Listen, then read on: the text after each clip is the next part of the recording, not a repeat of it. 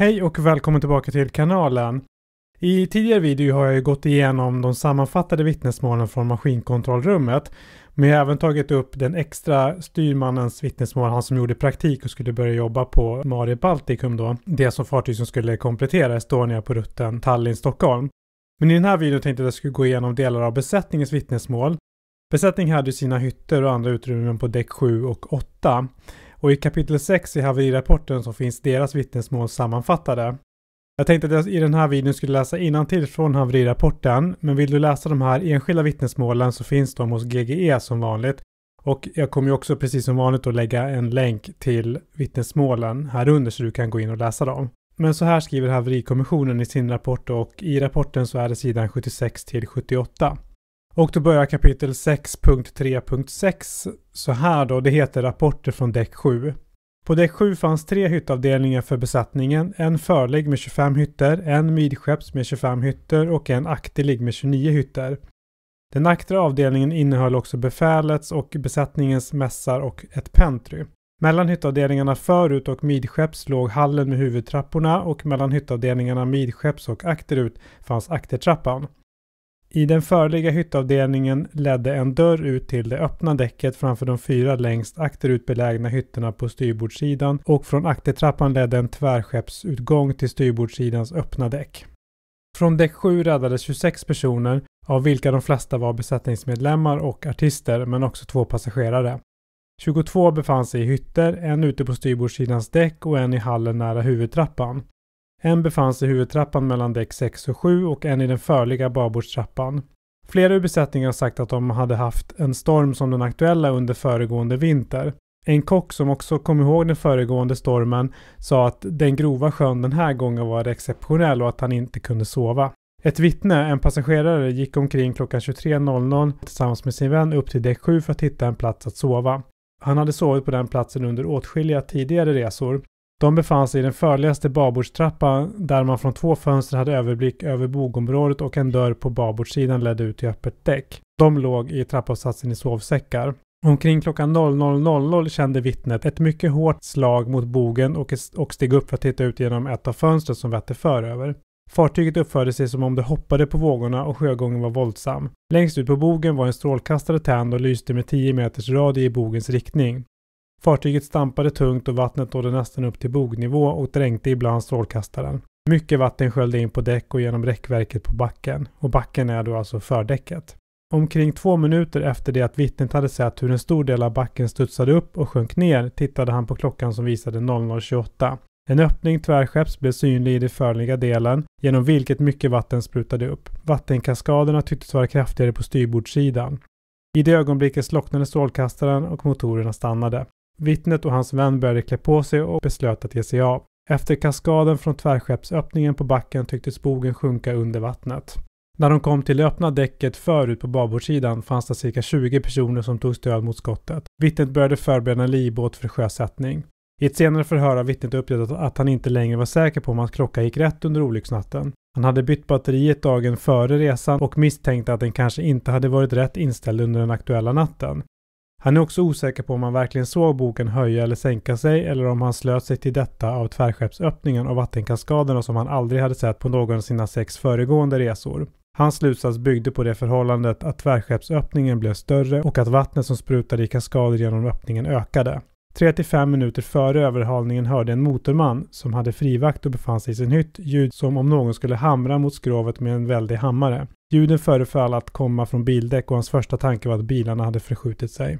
Andre maskinisten väcktes i sin hytt och har uppgett att han hörde ett slagljud som han först trodde kom från livbåtarna på däck 7. Han trodde också att bogvisiret hade lossnat men lugnade sig när slagljuden upphörde. Han ringde därför inte till bryggan för att rapportera. Det kvinnliga vittnet som hade lämnat sina vänner på däck 1 satt i en stol på däck 7 och har berättat att hon hörde en tydlig smäll när fartyget krängde över och saker började falla.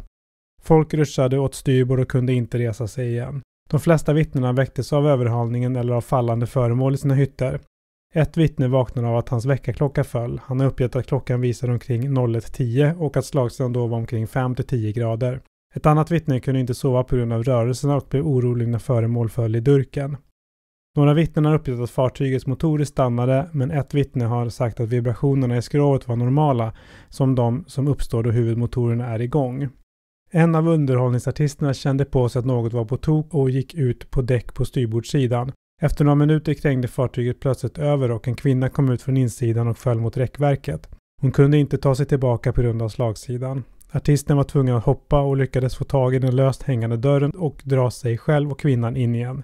Några vittnen sprang ut i gången där det fanns många besättningsmedlemmar. Panik rådde och åtskilliga personer höll sig fast i ledstängerna. En del skrek och föreföll hysteriska. Förrådsmannen ville tillsammans med sin hyttkamrat lämna hytten men inväntade ytterligare order då de insåg att situationen var onormal. Efter att förgäves ha väntat på order eller larmsignaler beslöt de, när slagsidan var 30 grader, att lämna hytten genom fönstret. 2 vittnen har berättat att fartyget hade en stabil 5-gradig slagsida några minuter och sedan plötsligt utvecklade en slagsida på 25-30 grader. Enligt 2 besättningsmedlemmars uppgifter skedde denna andra krängning omkring klockan 01.20. Andre maskinisten öppnade sin hyttdörr och såg första maskinisten utanför. Enligt andra maskinisten och en motorman sade första maskinisten: "Det tycks som om bogvisiret har öppnats, det skulle vara bra om vi fick henne i hamn."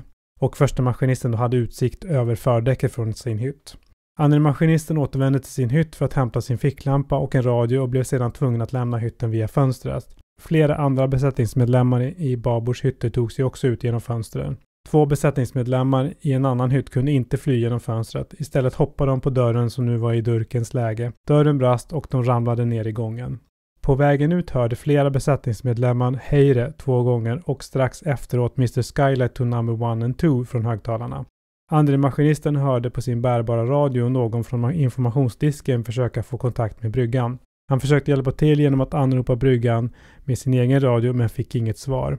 En annan besättningsmedlem, en vaktman, har uppgett att förutom de andra larmsignalerna gavs också en order till passagerare och besättning att ta sig ut och en order att lösgöra livbåtarna. Och det är inte klarlagt om denna order gavs via det allmänna högtalarsystemet eller på annat sätt. Ett annat vittne, ett butiksbiträde, har uppgett att en manlig röst någon gång under händelseförloppet tillkännagav att fartyget höll på att sjunka. Det var de sammanfattade vittnesmålen från däck 7 och nu kommer rapporten då från däck 8. Och så här står det i rapporten. Förutom på däck 8 fanns radiostationen samt hytter för befälhavaren, maskinchefen, redaren och telegrafisten. Då dessa hytter var belägna alldeles under bryggan ledde en mycket kort gång från dem till trappan som förde till bryggan. Akterut fanns 18 hytter, 9 på vardera sidan, samtliga för befäl och besättning och mellan hyttraderna fanns mässar. Från däck 8 överlevde 4 besättningsmedlemmar. 2 av dem befann sig i hytter, en i mässen och en i en icke preciserad babordshytt. Ett butiksbiträde kunde inte sova på grund av att hon var rädd och sjösjuk. När fartyget krängde över skrek hon så högt hon kunde och skrik hördes också från andra hytter. Ett annat vittne, ett hyttbiträde, väcktes av att kojorna skakade och av skrikandet och ytterligare ett annat vaknade klockan 01.10 till 01.15 av ett fallande skåp. Det fanns många panikslagna besättningsmedlemmar i gångarna och detta vittne var på grund av slagsidan tvungen att gå på skottet. Ett vittne gick in i mässen där 2 kvinnliga butiksbiträden och några män som alla verkade panikslagna tittade ut genom fönstren. Vittnet återvände tillsammans med en vän till sin hytt och klädde på sig. De lämnade hytten när fartyget krängde över igen och fick vittnet att falla i gångens långskeppsriktning och hennes vän att falla tillbaka in i hytten. 4 vittnen lyckades till slut klättra ut på däck och ner till däck 7. Under händelserna hörde de meddelandet "Hejre hejre, lival on hejre" och Mr. Skylight to number 1 and 2. Och det första där betyder larm, larm, det är larm på fartyget. Och ett av dessa vittnen tolkade innebörden av det sista larmet som att något hade hänt på däck 1 och 2. En kvinna har sagt att hon inte kunde höra något motorljud på grund av allt skrikande.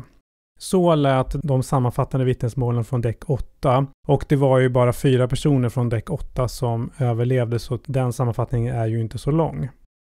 Och några saker att notera i de här berättelserna det är ju att enligt besättning så hade man ju bara upplevt liknande väder en gång tidigare och det var vintern innan, alltså vintern 92-93.